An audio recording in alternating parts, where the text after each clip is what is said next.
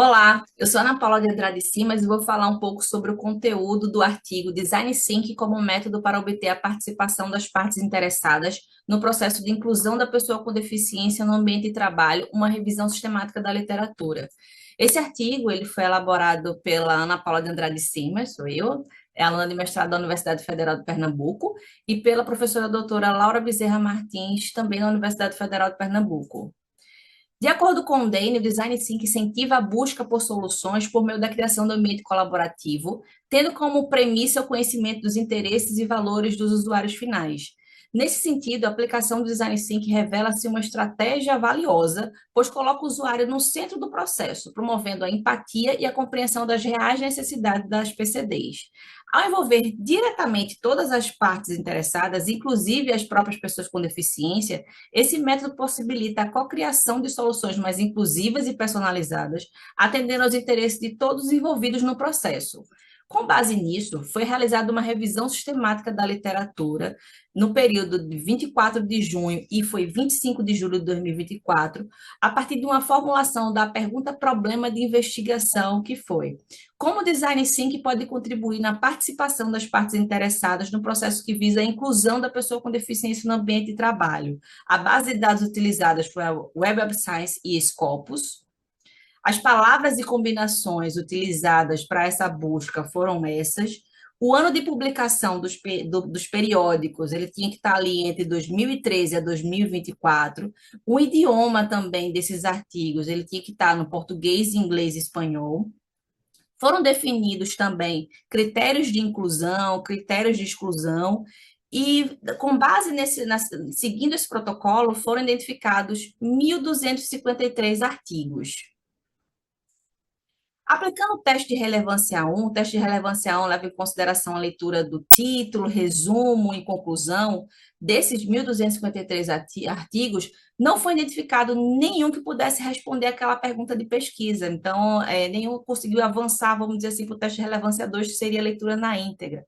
No entanto, na verificação do teste de relevância 1, foram identificados artigos que atendiam os critérios de inclusão definidos com a aplicação do Design Thinking, de forma a promover inclusão de pessoas idosas ou com deficiência, envolvendo as partes interessadas e colocando o usuário no centro da discussão. Então, foi interessante a gente analisar, vamos dizer assim, esses 5 artigos, que aí a gente pode observar que 5 artigos direcionados a países diferentes, ano de publicação, né, a partir ali de desde 2018, e todos eles aplicando como método o Design Thinking. Verificou-se que nos artigos analisados, a aplicação do método teve o objetivo de desenvolver, seja aplicativos, sistemas ou ambientes para grupos específicos. Esses grupos seriam o quê? Idosos, cuidadores, profissionais de saúde, pessoas com deficiências, atendendo à necessidade deles para melhor incluí-los. No entanto, esse método visa também pensar e buscar soluções para problemas complexos, utilizando-se da empatia, colaboração e prototipação de ideias, considerando a experiência de quem receberá, seja um serviço, seja um produto ou um determinado processo.